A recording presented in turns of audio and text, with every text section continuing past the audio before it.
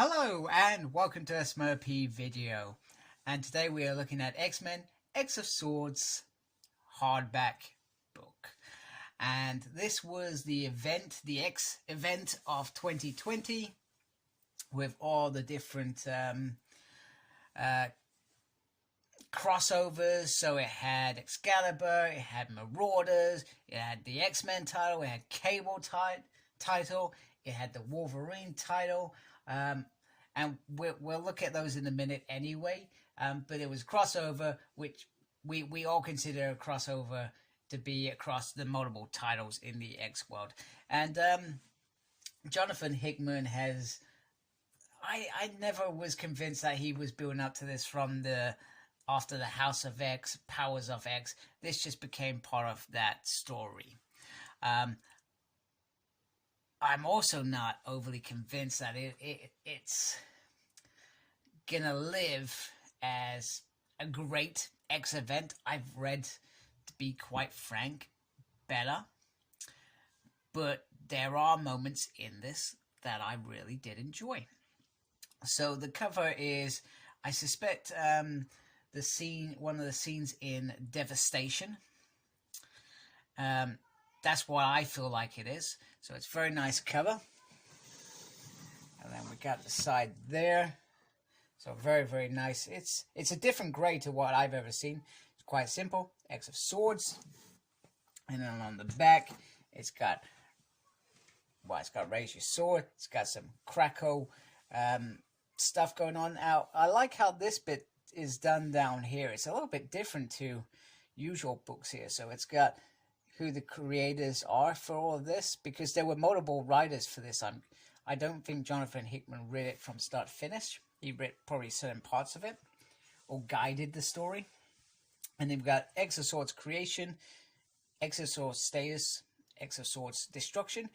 I'm not sure why maybe it's because he just wanted to make it a little bit easier for you to know what titles are in here. But these all come at different parts of it. So creation is the beginning part, status is the middle part, and then destruction is the bit afterwards. And then we have X-Men 12 to 15.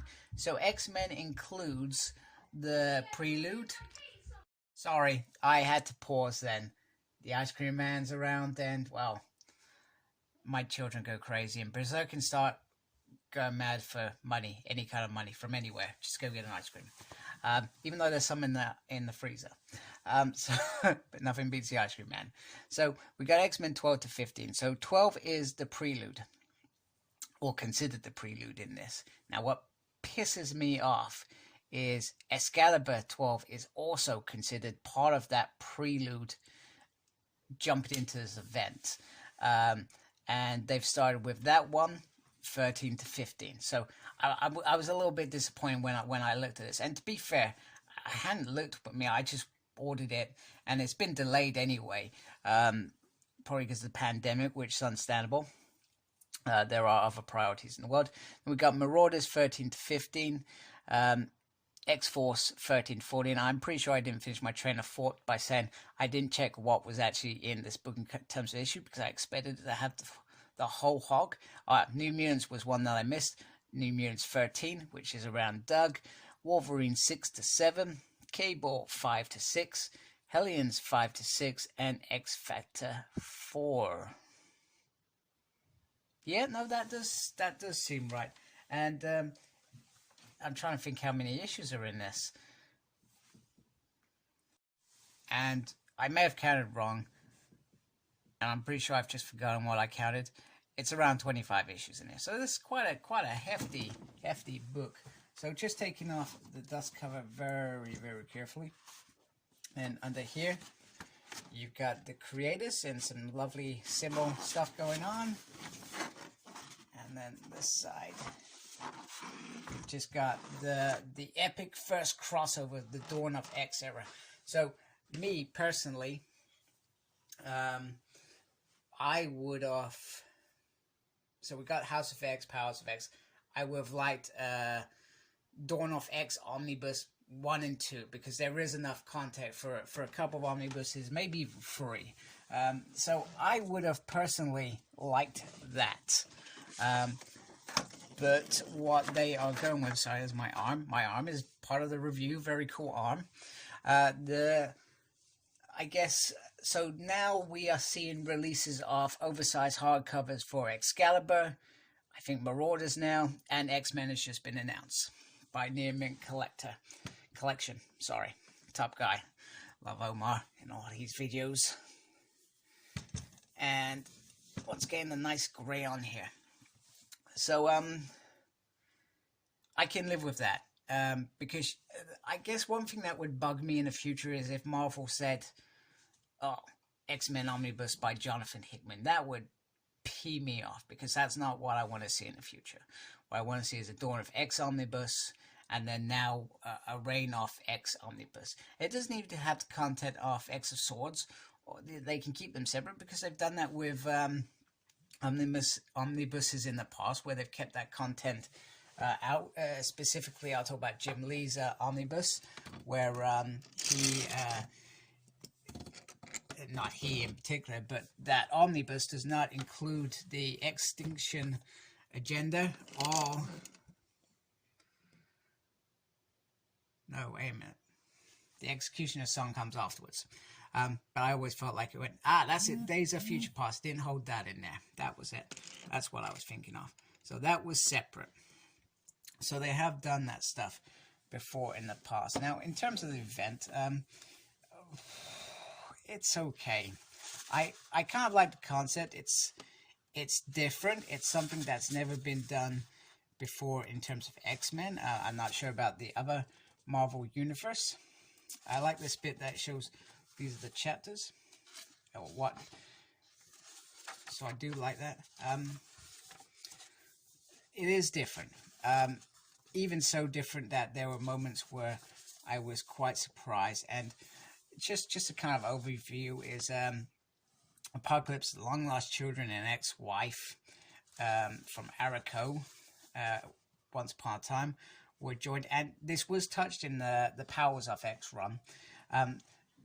Krakow, I can never say it, and Araco were once one big island, and the islands were split in half, and Apocalypse children went to another world, which they've been for a hell of a lot longer than Earth.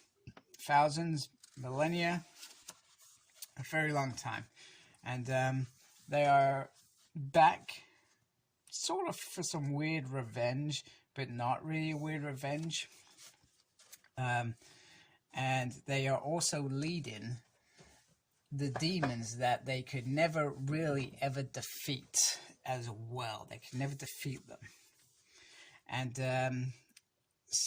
I never say this right. Saturn, that's how I'm going to pronounce it. Saturn has her own agenda and sets a game for both Krakow and Araco to fight, and whoever wins.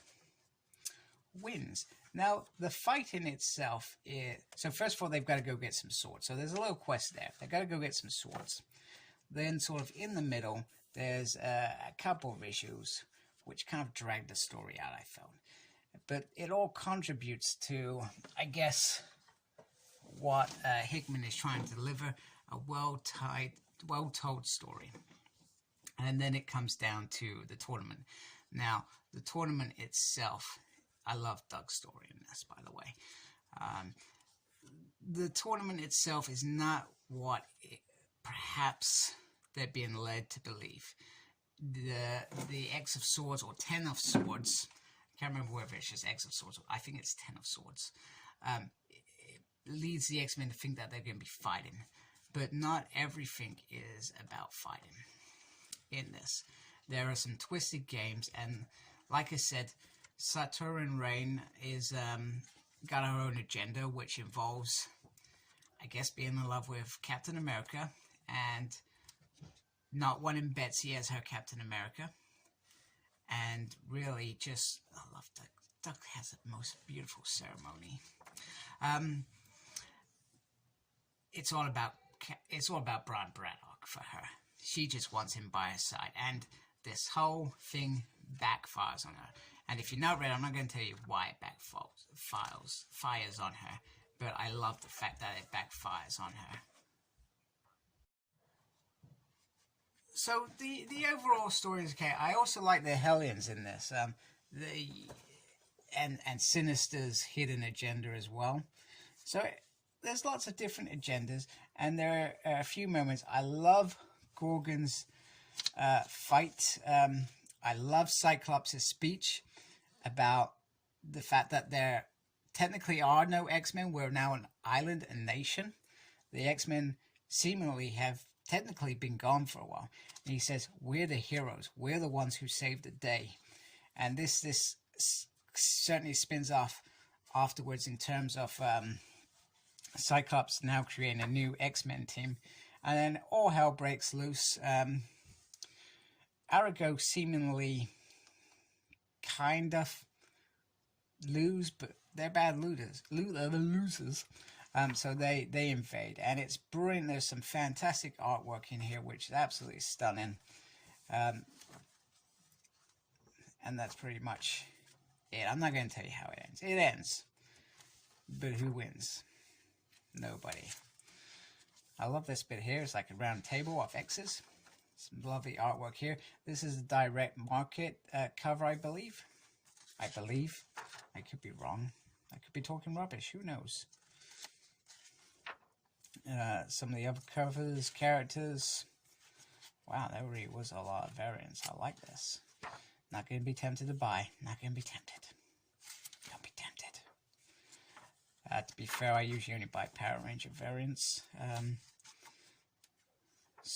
But sometimes when I need to stay away from X-Men variants because I would easily probably be hooked.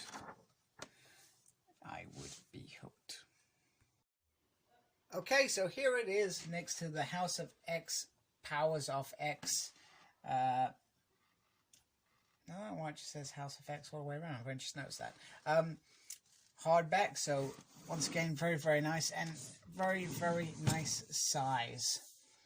So you can see the difference size in terms of how many are in this. I'm sure there was only 22 chapters plus 3 equals 25. There are 25 chapters in X of Swords. As a reviewer, I am terrible and I should know that crap beforehand. Now here is another omnibus, which is 1 to 25, which is Uncanny Avengers. Boo, we don't like Avengers. But I did like the omnibus.